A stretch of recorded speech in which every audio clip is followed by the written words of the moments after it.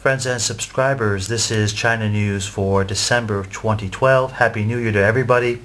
Let's find out what's happening in China for the entire month of December. Some top news stories to follow. Patrol ship starts maiden voyage to Diaoyu Islands. This is a new fishery patrol ship that they're calling in China that will head directly towards the disputed island chains. Again, this month there have been many incidents with the island chains that have been forefront in the news. China to top U.S. by 2030. This new report comes out that we've been talking about on and off here for several years, that by 2030 Asia will have surpassed North America and Europe combined in terms of global power based upon GDP, population size, military spending, and technology investment. Now, we just looked at some industrial parks that have been built, and this comes as no surprise, as there is a greater population in Asia and certainly a less amount of debt, both in individuals and in municipalities. There's a large amount of investment coming into Asia, and so this should happen by 2030 or before. Here's a little prediction in the latest newspaper by IMF. Many of the banks, such as HSBC, Citigroup, Goldman Sachs, World Bank, they all predict that the shift in economic power will continue. China claims biggest global silver market. We had already known that China is the #1 producer of gold and also the #1 consumer of gold, but now it's official. China is the #1 place for silver. Demand has risen every year on average of 8%, and the record of 170 million ounces in 2011 had been realized, and this year it's expected to be even bigger. Silver supply stood at 14%, the global share, by the end of 2011, tripling from 94.2 million ounces in 2002. So it's gone up every year, big time. Its share of the global demand will hit over 17% and rise from there.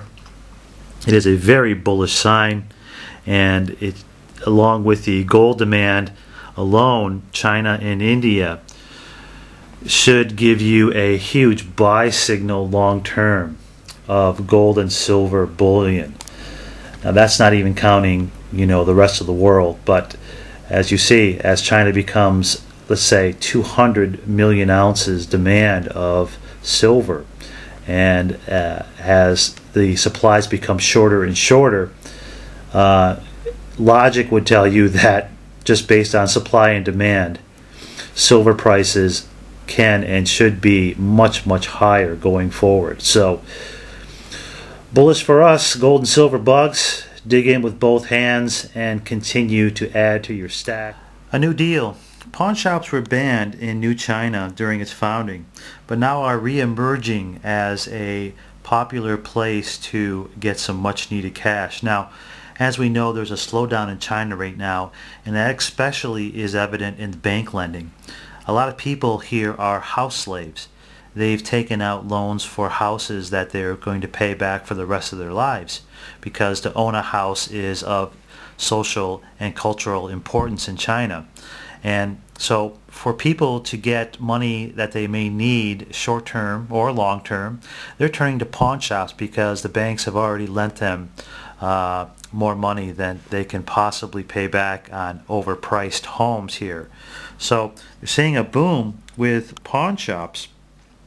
Now, typically pawn shops have been a place where people pawned gold and silver and jade and things like that, but today they're a place that is pawning diamonds, luxury goods, bags, watches, and things of that nature are being pawned, even electronic devices such as Apple devices.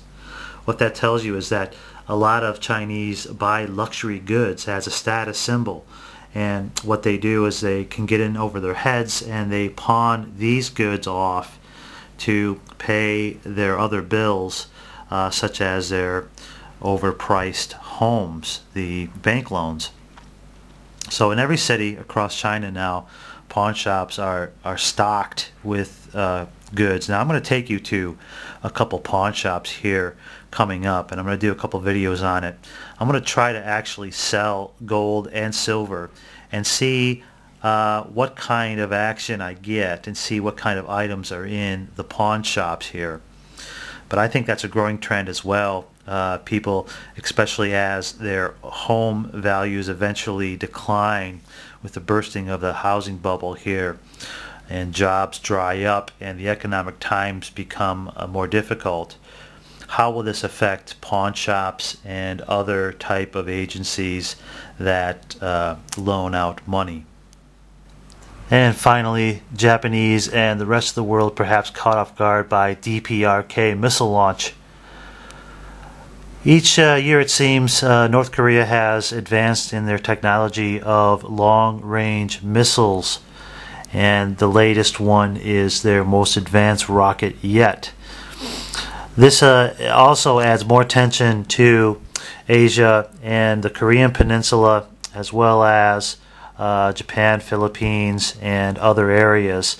There is already, of course, the debates going on with island chains and territories throughout East China Sea, the South area, and throughout some of the Pacific. So this rocket launch couldn't come at a worse time, and the DPRK is going to continue to try to advance their rocket technology and nuclear ambitions.